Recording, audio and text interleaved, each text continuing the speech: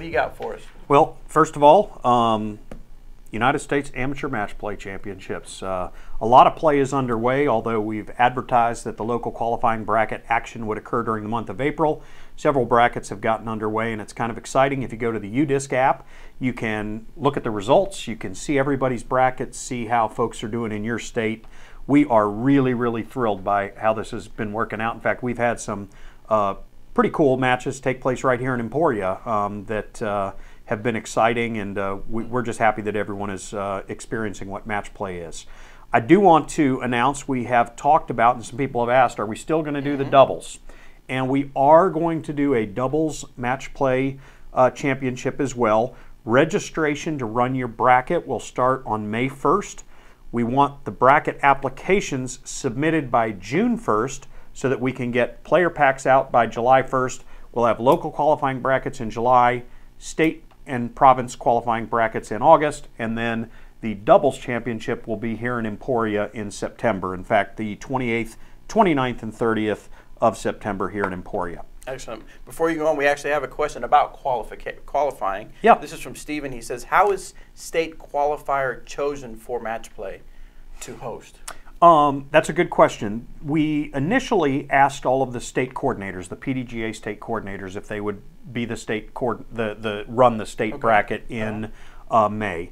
I'd say about half of the state coordinators agreed to do that. In other cases, some of the state coordinators were too busy, or they just weren't able to do it. So at that point, we reached out to folks that were hosting local qualifying brackets to see if we could get a volunteer to run the state bracket, and that's how those were chosen. Excellent. Yep. One more thing about USAMPC is the guys at UDisc, one of the chief programmers is over in London, and I can't give enough shout out to UDisc. Those guys are awesome.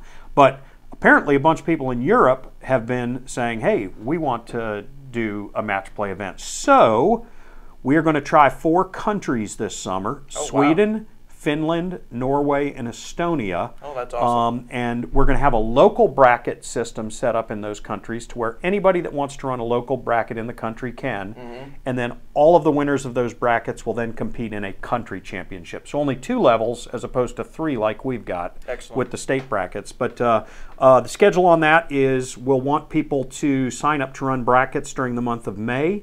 And we'll promote that as we start moving forward. The local play will be in July, and then their championships will be in August. We want to make sure we get those done sooner than later because the weather gets a little cold in places like Sweden and Norway towards the fall. Absolutely. Well, that's awesome news. Yep. And just to go back to the UDisc, yes, we want to give a shout out, but the best way to let these guys know that you appreciate everything they do for marksmen, for the Winter Marksman League, for the match play, and for all the stats they do for the Disc Golf Pro Tour and all the course layouts and mapping, the best way to show your appreciation, get that $4.99 yearly subscription. It's $5 a year. Now, I don't know your financial situation, but I got to imagine $5 wouldn't be too hard on a lot of you out there. Yep. You know what? In fact, let's do a share promotion. Okay. And let's randomly pick someone, and I will personally pay for their UDisc. Look at Doug Bjorkus over here. Your UDisc, what do they call it? The Prime membership? Yeah, UDisc Pro, I think it is. So let's pick somebody that shares this video, and we are going to sign you up for the top of the line UDisc membership. All right, there you go. So if you're listening, make sure you share this, and then we will pick somebody from there to share, and Doug Bjorkus will pay for your annual subscription to UDisc. That's only $4.99, but we'll take care of it for you. And I will pay for it for 1 year. 1 year. Okay, let's make sure. Yeah, 1 year. All right, good stuff. What do we got next on the docket? Stadium experience at Arrowhead. On Tuesday, we did open up about 53 new spots in that event. As of 9 o'clock this morning, there are still 26 spots available for the stadium event at Arrowhead. We will not be opening up any more spots. We've got the thing stretched out as best we can. Unfortunately, those spots, there's only a few different time slots that people can pick from. There might be 2 spots available at 10:30 and 1 spot available at 11. So if you want to go play disc golf at Arrowhead Stadium on June 16th, there are still spots available. I'd encourage you to sign up sooner than later so that you can experience that. It's really exciting to be at a stadium event. In fact, Danny was at our Nashville event this summer. So last summer. No, last summer. Last summer. Last summer. Yeah. All right, so yeah, so again, disc golf experience at Arrowhead Stadium. We're taking disc golf into a football stadium. It should be a really good time. We have a Facebook page for that. You can just look for disc golf experience at Arrowhead Stadium. Actually, I'm sorry, it's an event page on our Dynamic Disc Facebook page. So if you need more information about certain times and dates and stuff like that, of course, go to discgolfscene.com, search Arrowhead Stadium, look for an available tee time that you can get signed up. So good stuff there. Next up, we have the Glass Blown Open. It's hard to believe it's like 1 month away. Oh my gosh. I know. Okay. Glass Blown Open. So there are a few spots available. Unfortunately, we did have to close the FP40 division, which is the Pro Masters Women's division. But the folks that have been signed up for that were able to move to some other divisions. Hoping to be able to offer that next year and get a nice full field there. In the Advanced Masters division, the MA40 group, we have 5 spots available. And in all of the amateur women's divisions, we have 2 or 3 spots available in each of those. So if you are a amateur woman that wants to play in the Glass Blown Open, go to discgolfscene.com, check that out, register if you want to get into the event. And then, it's hard to believe, it seems like 2-3 months ago, Bobby, we were talking about the rec division and how there were 100 plus on the wait list. It's down to 54. Oh, wow. However, kind of this is my pro registration tip of the day. Okay. We only have 1 on the wait list in advanced, and we have 5 on the wait list in intermediate. Okay. Pretty confident that those folks will get in. And if you are on that recreation division wait list and you're, say, number 38 or 29 or whatever, and you really want to come to the Glass Blown Open to play, got 2 options. 1, get a spectator badge and play in all of the Flex C tiers. But 2, you might consider emailing events@dynamicdiscs.com and ask to be moved to either the advanced or the intermediate wait list if you're interested in playing. And if you're over 40, there's wide open spots in the MA40 division. So again, if you really, really want to play in the event and you've given up hope because of all the folks on the wait list, this generally happens every late March, April, where it really gets whittled down, and make sure to check that out. Yeah, I remember, once registration really was picking up, all the time I got messages. I'm this on the wait list, will I get in? Well, gosh, you just never know when it comes down to getting closer and closer to the time. So definitely check that information out. Yep.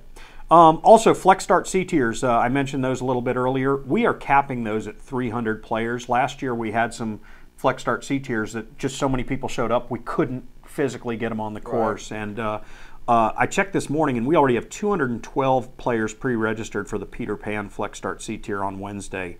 Now, while walk-ups are accepted at all of the Flex Start C tiers, once we hit 300, we're going to start turning people away. And the way to guarantee that you get into one of those events is to actually pre-register. All of that is at discgolfscene.com.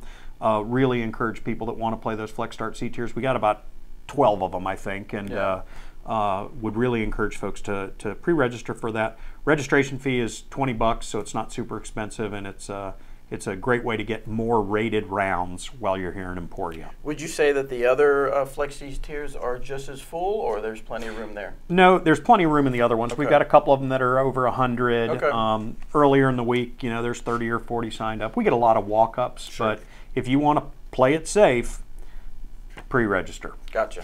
Yep. Good information. So I'm imagining as we get closer, you can check out discgolfscene.com to see which ones you can sign up for once you're here, I'm assuming, so that you know if walking up, there would be room for you to get in. Yep. Okay. In fact, if you go to discgolfscene.com at any point and pull up one of our Flex Start C tiers, it'll show how many are registered for the event. In fact, you can click and see how many are registered in the division you want to play in, which is kind of nice. Excellent. So, yep.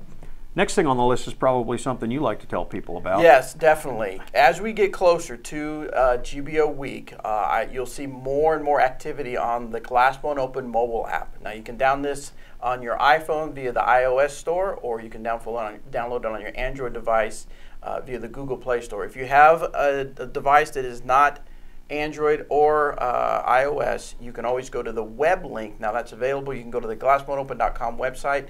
I believe it's under, I can't remember where it's under, but you should find a menu that says the Glass Blown Open mobile app. Yep. And there'll be a link, and it'll be a mobile optimized link that you can see on your phone. Anyway, you're going to find, and make sure you turn on please turn on push notifications, because as new information is available, I will use the push notifications to let you guys know what's going on with the Glassbone Open. And then, of course, on the social feed, we will let people know activities and things that are going on. So please download the app. It is an awesome resource to keep us connected and communicating with you guys out there. Also, there's maps and OB description. That stuff is all available. Usually what it is, it's an image that you'll find in the menu part of the app, and you can actually pinch and zoom and look closer at the holes and things like that. So you've got all the info. Of course, you're going to have the Caddy Book. You've got the website, but then you're going to have all that information in the palm of your hand via your mobile device. So I highly recommend downloading the mobile app. Yep. In fact, I was just looking at it, the discussion feed. There's always interesting stuff to read there, and very interesting. It's a game changer as far as our tournament goes, and I think this is the third year we've had third the or mobile fourth app. year. Yep. It may feel like the fourth because we used it for Worlds. Pro Worlds. Yeah, when that's we hosted right. Worlds here. Yep. Speaking of Caddy Books, you mentioned that we're going to do something different. In the past, we've always distributed the Caddy Books when we've done the player packs at the Granada, but Caddy Books will be available at each of the Flex Start C tiers. So if you show up Saturday for the Flex Start C tier out at Clover Cliff Ranch, we'll have a Caddy Book there with the map of that course, as well as all the other great stuff that comes in the Caddy Book as far as information for the tournament. Real quick, I think we talked about this 2 weeks ago, but I want to reiterate this. The player meeting on Wednesday night, which has always been at the Granada, will be at the William L. White Auditorium, the Civic Auditorium downtown. It's about 3 blocks from the Granada Theater. It holds a lot more people. We've outgrown the Granada for our player meeting. We're still going to do player pack distribution there, but the actual player meeting will be at the William L. White Auditorium. Really excited about that. And then the last thing I wanted to talk about the GBO, and if we have questions coming in. We have questions on the GBO. Yeah, let's do the questions, and then I'll finish this last thing when we're done with that. This one's for Jacob. For MA1 players at GBO, since there are 2 pools, will we know which courses we're playing before showing up? Yeah, we should sometime within a week of the start of the tournament actually post pool assignments and where people are playing. The only difference is going to be the order that you play the first 2 courses. So if you're an advanced disc golfer, I don't have the courses right here in front of me, but half the group will play course A and then course B the next day. The other half will play course B and then course A the next day. So we should have that up about a week prior to the player meeting. We like to make sure that as many of the withdrawals and things like that can be processed so that we don't have to do any cleanup to that list after the fact. That's a good question, though. We'll be doing the same thing with the intermediate pool, which is all pools, which are also split into 2 groups. Gotcha. We got another one from Mr. Wright. He asks, if I am registered in advanced, but originally signed up for intermediate, are there spots open in intermediate when GBO, and there are spots open in intermediate when GBO starts? Can I move back to intermediate? You won't be able to do that when you come to like check in. Okay. However, that's a great question, and I find it very probable that if you put yourself on the wait list for intermediate, you would likely get into that division. And what we can do, and we've done this for lots of people, is you could go ahead and sign up again. Now, this costs you another registration fee, but as soon as you come off of that wait list for intermediate, you shoot us an email at events@dynamicdiscs.com, and we will refund your full membership for your advanced spot because you got into another division. So that would be how I would suggest that you do that. The normal withdrawal policy does not apply if you're on 2 different lists. If you get in off the wait list, we give you a full refund of the other registration. And if you put yourself on that wait list and you don't get in, and I'm telling you, if you put yourself on the intermediate wait list today, I'm 98% sure you'd get into that division. You would, if you didn't get in, you'd get a full refund of that registration as well. So the only investment is you've got to put 2 registration fees in the game. Hey, last but not least about the GBO, then we got a couple other things to talk about, but I've had a lot of questions. It seems like every year, first-time players of the GBO and the amateur divisions are curious about payout. Yeah. And typically with large A tiers like ours, in fact, the Memorial, which I was at 3-4 weeks ago, they're a large A tier that has a big amateur division, and it's trophy only. I'm pretty sure the Memorial's trophy only, but many of the big A tiers are now trophy only for amateur divisions. We are truly trophy only for our rec division, but we kind of have a modified payout system for advanced and intermediate, and that includes the age-protected advanced divisions and the women's advanced divisions, where we pay out a very small part of the top of the field. Our thought is that, and no one has ever argued with us that their player pack has not been worth the price of admission. But we don't pay out a traditional 40% or 50% of the field. It's usually the top 10, maybe even just the top 5 in some of the divisions. And all of that will be posted around April 10th, so you can go to the glassblownOpen.com website and actually see what the payout's going to be. But it is a small sliver at the top of the fields that we pay out. It's not a traditional 40 or 50%. It's been suggested that we don't do any payout and we just make it all trophy only for AMs. But we've kind of held on to say, hey, let's reward just that very top sliver of folks that play in the event. So yeah, that will be posted sometime in the second week of April. So again, at our next update, I might even be able to say, hey, it is posted. Go check it out. There you go. Excellent. So next up is Junior Worlds. Yeah, so I can't believe this, Bobby, but the initial invites for people that have qualified should be posted on the PDGA page today. Excellent. Today is the day that the initial invites, and of course, if you go to the PDGA.com page, look at World Championships, click on 2018 Junior Worlds, you can see a document that kind of outlines how you can qualify for Junior Worlds. And again, there's the original invitations for people that qualified for their divisions. Then it's, you know, invitees can apply for other divisions, I think, and eventually everybody that's a PDGA member is going to have a chance to register. And we've kind of made the commitment that we're going to do everything we can to get every junior that wants to play in Junior Worlds into the event. But those initial invitations are coming out today, and then I can't say too much about this, but I can say that Zuka Karts has come on as a major sponsor to the Junior Worlds. And without giving too much away, I would just encourage people that are traveling to Emporia for Junior Worlds to assume that they're going to have something a little bigger than a disc to bring home with them. Yes, a little bigger.